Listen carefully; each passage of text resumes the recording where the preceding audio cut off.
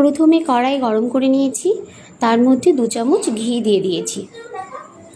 এবার আমি দেব 3টে এলাচ, 2টো তেজপাতা দিয়ে এবার একটু নাড়াচাড়া করে নেব, হালকা একটু নেড়ে নেব, হালকা ভাজা ভাজা করে নেব।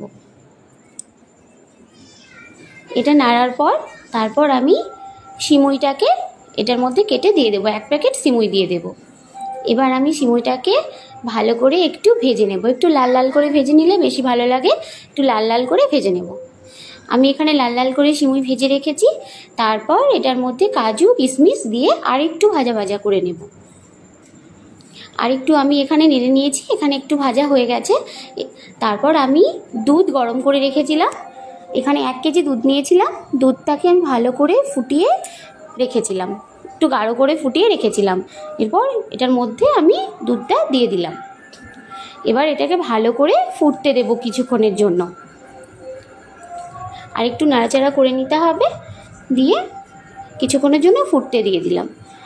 এবার আমি এটার মধ্যে 1 কাপ চিনি অ্যাড করব। আমি এখানে 1 কাপ চিনি অ্যাড করেছি। এখানে স্বাদ মতো মিষ্টি দেওয়া যায়। আমি বাতাসা রেখেছিলাম, ঠাকুর পুজো দিই তখন বাতাসাগুলো থেকে যায়, তাই আমি চিনির কৌটোতে রেখে দিই। ওটা দিয়ে চা খাওয়া হয়ে যায়, মিষ্টি জাতীয় জিনিসও তৈরি করা হয়ে যায়। এবার আমি এখানে একটু কেশর ছড়িয়ে দেব। আমার কিন্তু এটা রেসিপিটা রেডি হয়ে গেছে। এই রেসিপিটা ভীষণ ঝটপট তৈরি করা হয় আর খেতেও দুর্দান্ত লাগে, ভীষণ টেস্টি হয় খেতে, পুরো ক্ষীরের মতো লাগে, দারুণ লাগে। তোমাদের কেমন লাগলো জানাবে, কিন্তু কেমন হয়েছে দেখতে এটা অবশ্যই তোমরা জানাবে। তোমাদের ভালো লাগলে লাইক কমেন্ট শেয়ার করতে ভুলো না।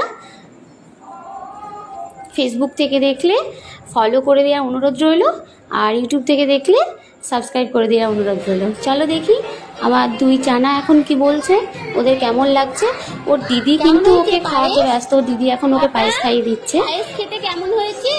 সিমুইটা ওকে খাইয়ে দিচ্ছে এখন সিমুই পায়েস।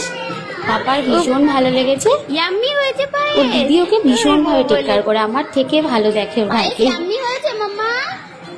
টাটা, সকলে সুস্থ থেকো, ভালো থেকো।